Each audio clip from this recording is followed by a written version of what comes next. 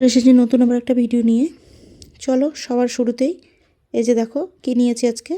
সয়াবিনটাকে আমি সেদ্ধ করে গরম জলে আমি এখানে করে নিয়েছি, পেস্ট করে নিয়েছি। এর মধ্যে আদা এই লঙ্কা বাটা আর সয়াবিনের সঙ্গে আরও কী নিয়েছি দেখো, চালের গুঁড়ি আর কর্নফ্লাওয়ার, এর মধ্যে আদা বাটা, নুন, হলুদ, সব উপকরণগুলো একসঙ্গে মাখিয়ে নিচ্ছি। তোমরা কর্নফ্লাওয়ারের জায়গায় ময়দাও ব্যবহার করতে পারো। দিয়ে দিচ্ছি আলু চটকে, আলুটাকে আলাদা করে আগে ম্যাশ করিনি আজকে। এর সঙ্গেই দিয়ে দিচ্ছি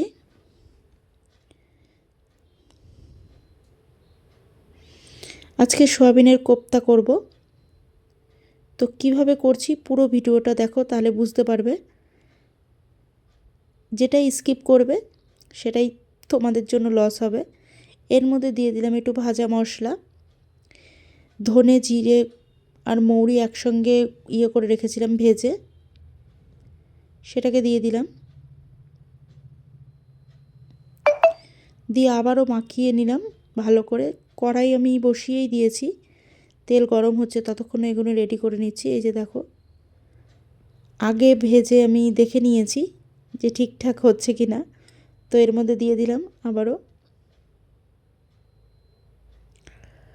এই যে দেখো, পরপর এখন দিয়ে দিচ্ছি।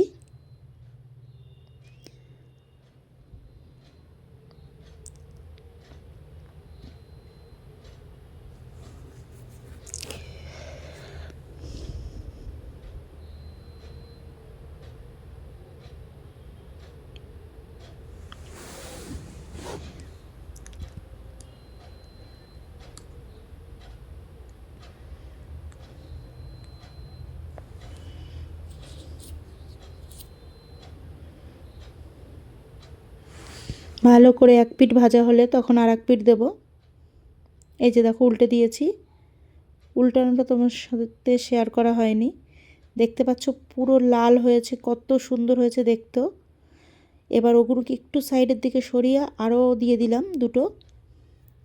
ওগুলো হতে হতে আমার এগুলো আবার অনেকটা হয়ে যাবে। আঁচটা কিন্তু মিডিয়ামে রাখতে হবে, নাহলে ওপর দিয়ে একদম পুড়ে যাবে আর ভেতরে কাঁচাই থেকে যাবে। এই যে দেখো, এবার ওগুলো আবার উল্টে দিলাম। দিয়ে একইভাবে আবারও সব ওগুলো একটু সাইডের দিকে সরিয়ে দিয়ে দিলাম, কারণ আমাকে অনেকগুলো রান্না করতে হবে।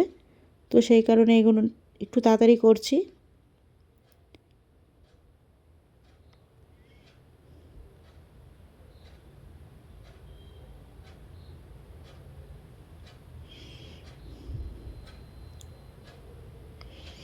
আমার হয়ে গেছে সবগুলো।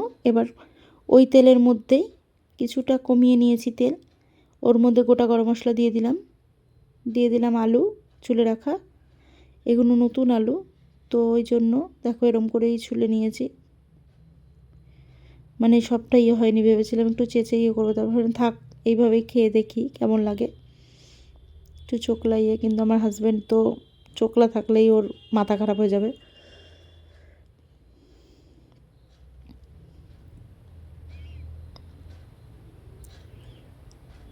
এখানে বড় সাইজের আমি একটা আলু ব্যবহার করেছি।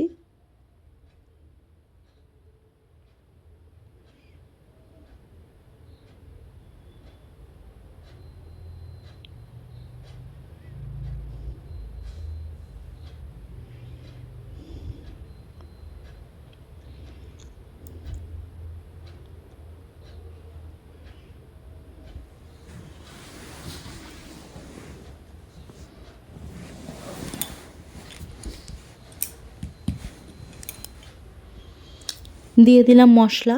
এর মধ্যে কি আছে, এর মধ্যে টমেটো পেস্ট, আদা বাটা, ধনে, জিরে, শুকনো লঙ্কা, কাশ্মীরি লঙ্কা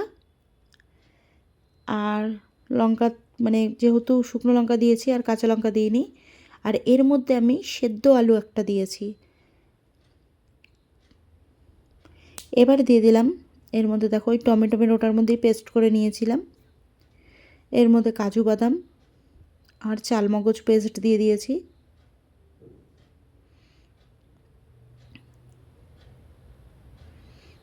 দিয়ে দিচ্ছি টক দই ফেটিয়ে রাখা।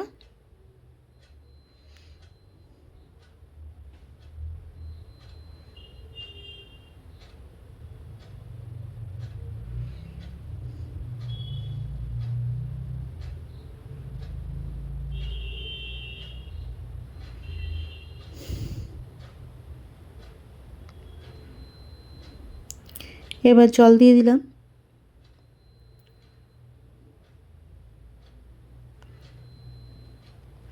জলটা পরিমাণ মতো দিলাম, আলুটা ফোটার পর তারপরে হবে।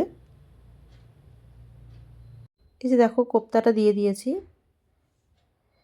কোপ্তাটার সময় তোমাদের দেখাতে পারিনি কারণ তখন একটা সমস্যা, মানে আমার ফোন চলে এসেছিলো আবারও। তো ঝোলটা ভালোভাবে ফুটে যাওয়ার পর কোপ্তাটা দিয়ে দিয়েছে। যে দেখো আমার প্রায় হয়ে গেছে। কোপ্তাটা একটু ঝোল ঝোল রাখতে হবে, যদি তোমরা যেভাবে রাখবে। কেউ যদি মনে করো ঝোল রাখবে না, একদম গামাখা করবে, আলতো হাতে করতে হবে। আমার কিন্তু সোয়াবিনের কোপ্তা কারি কমপ্লিট। ধনেপাতা উপর দিয়ে ছড়িয়ে দিয়েছি। এবার